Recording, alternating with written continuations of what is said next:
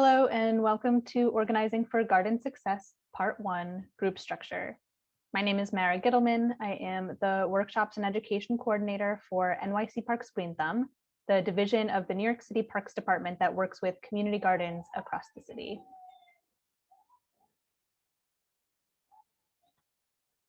Our workshop begins with community agreements. These are great to set at the start of a community garden meeting to create a container and a safe space, a safe and respectful space. If a meeting starts to get off track, especially if we're discussing something potentially sensitive, like how a garden leadership works, facilitators can always point back to the community agreements to recenter and ground the group. We've adapted these from the Cooperative Economics Alliance for New York City. They include things like respect differences, active listening, listen to understand, not respond, one mic, and take the wisdom out of the room, but leave the names out, aka confidentiality. You can always add more if you'd like to, and edit and adapt these as you would like for your garden group. Take a few minutes to think about the best and worst teams you've ever been on. What were they like? How did they make you feel? Pause this video to take some time to write your lists. You can resume playing the video when you're ready.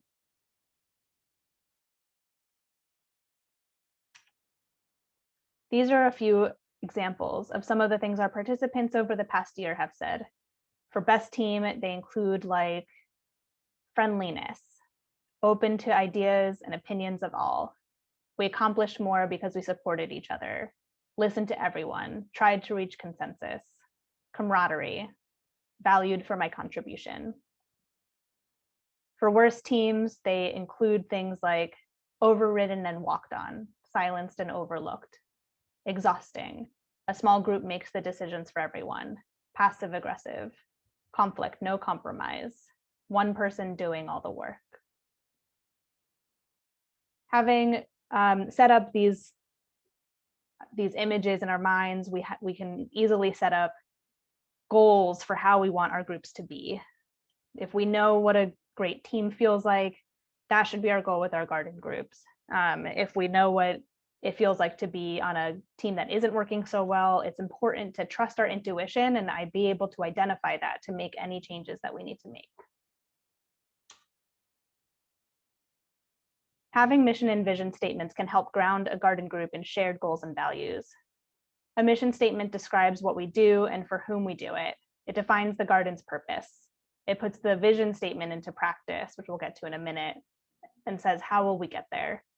An example comes from the 462 Halsey Community Garden in Brooklyn and reads, the 462 Halsey Community Garden is a collaborative effort by community residents to create a green space in Bedford-Stuyvesant that is dedicated to serving the community in areas that include education, agriculture, healthy living, community pride, and community ownership. A vision statement is your dream big statement. It helps you identify shared values. What do you want for your community? It's not necessarily something that the garden group will be able to accomplish in its lifetime, but that if everything you want in this world happens, that is what your vision statement declares. So an example comes from Grow Annapolis.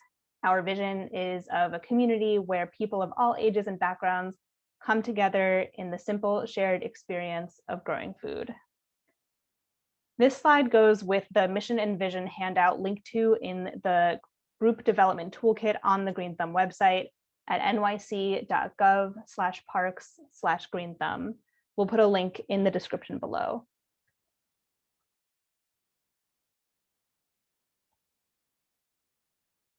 For garden groups that either don't have a mission statement yet or that are looking to rewrite their mission statement, this handout walks through a couple different questions to get the conversation started, adapted from Start a Community Food Garden by LaMonda Joy.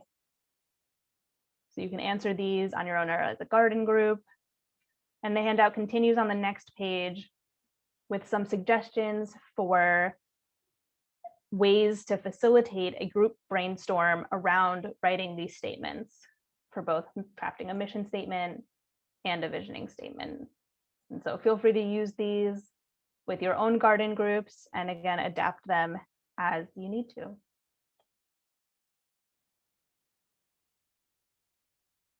So what is group structure? For us at Green Thumb, when we talk about group structure, we're talking about patterns of relationships and decision-making in a group. It can include hierarchy, who decides what in what order. Coordinator, is a coordinator deciding it versus a committee deciding it, or outlining a process for consensus. Group structure can include roles and responsibilities, who does what. For example, a group structure might include the idea that a garden coordinator makes most decisions, or a steering committee that meets separately than the rest of the membership to manage garden administration and makes decisions. Could include roles like president, vice president, treasurer, could include roles like coordinator, co-coordinator. Committees might be like events coordinator, compost coordinator, or membership coordinator. Take some time to think about what the roles, titles, and committees are at your garden. If the garden already has these things in place, we've listed some of below as examples, but we'd like you to make a list of your own. Please pause this video and take some time to write your lists. You can resume playing this video when you're ready.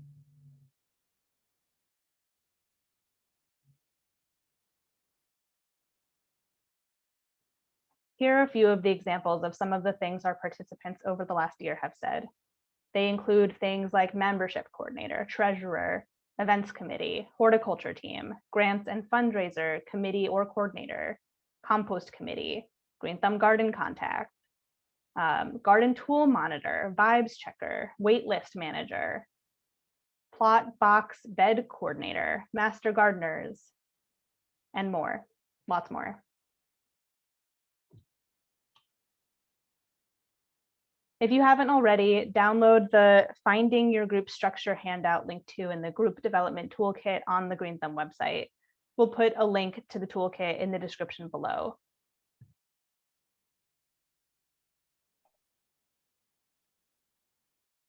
This worksheet is for garden members to complete on their own individually.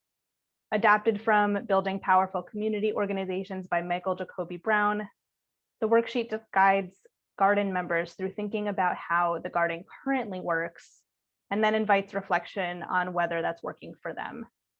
So for example, one of the questions involves the question we just looked at, which is, does your garden group have people in leadership positions? Are these the right ones for your garden group? So you can take a look at the list that you just made at the previous slide of what roles and committees exist in your garden and move into this worksheet. It's a great activity to offer as homework ahead of a garden meeting about group structure or bylaws, so that everyone comes prepared with an understanding of what kinds of things we're talking about when we're talking about group structure and already has thought through their opinions. Then during the meeting, members can review their ideas, feedback, and reflections with one another to see where there is alignment. Feel free to adapt these questions to fit the needs of your own garden group. You can pause this video to take some time to write your lists and your answers. You can resume playing this video when you're ready.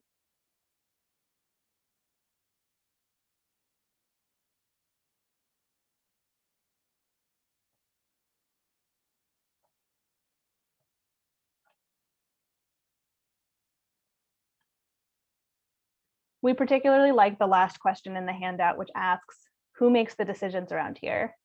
Every community garden group in New York City operates differently, and we find that this question gets to the nuts and bolts of talking about how each garden governs itself. Here are a few examples of some of the things our participants over the last year have said. They include things like anyone can propose an idea or a process and the group votes on it. Group comes to a consensus. Ideas discussed at full member meeting. Contact person decides with Green Thumb liaison. Gardeners vote, but few members present. Loose leadership structure, only one leadership role, contact person. Everyone, no one.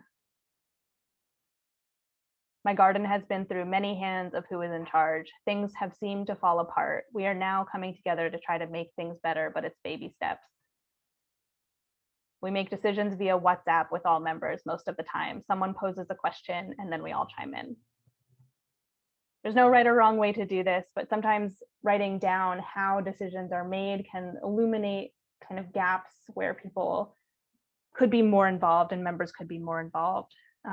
Or maybe your decision-making structure is really well structured and people understand how decisions are made, in which case nothing needs to change.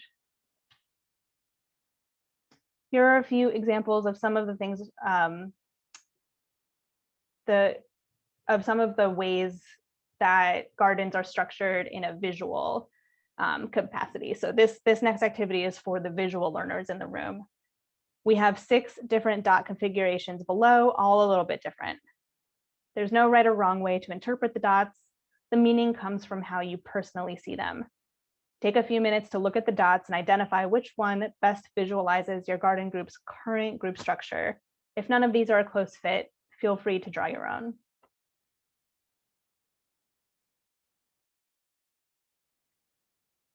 Now take a look again and choose which one best visualizes what you want your garden group to look like. Could be the same as before, or it could be different. If none of these are a close fit, feel free to draw your own.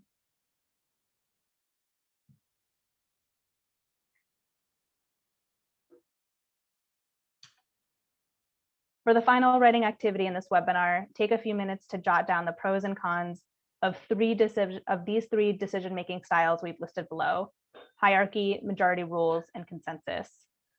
Hierarchy is when you have a structure where some folks at the top make most of the decisions and report them back to the wider membership. Majority rules is where there's typically a vote where either more than 50% or more than 2/3 of the participants vote in favor. If they vote in favor, then the decision passes.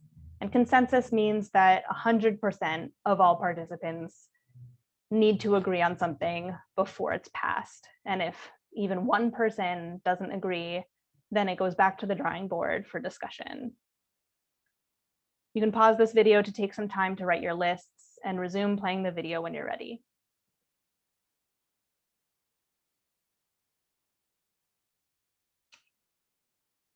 Here are a few examples, some of the things our participants over the past year have said about hierarchy. For the pros, they include things like only one person to communicate with. You understand who does what. It's faster. Can be helpful for transparency and maintaining structure in the garden.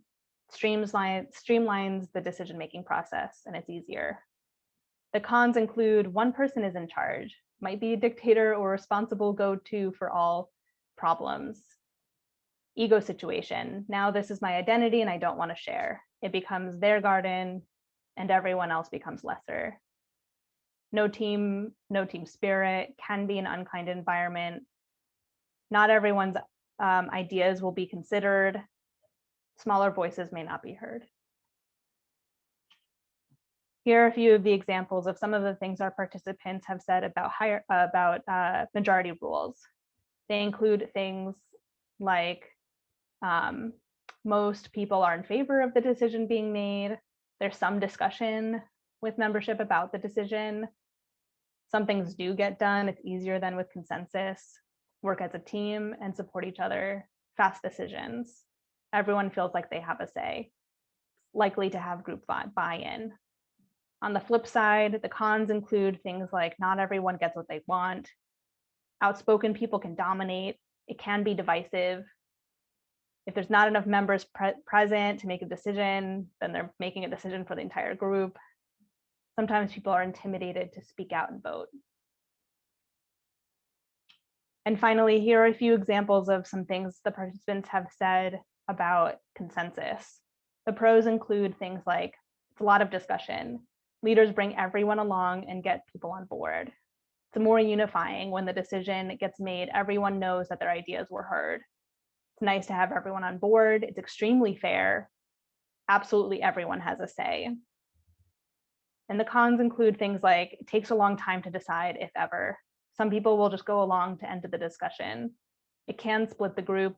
It's very inefficient. One person can slow down the process. It's difficult or impossible to come up with some solutions and decisions, and more. The garden group doesn't necessarily need to pick one out of these three types. And of course, there are other types of decision making beyond these three.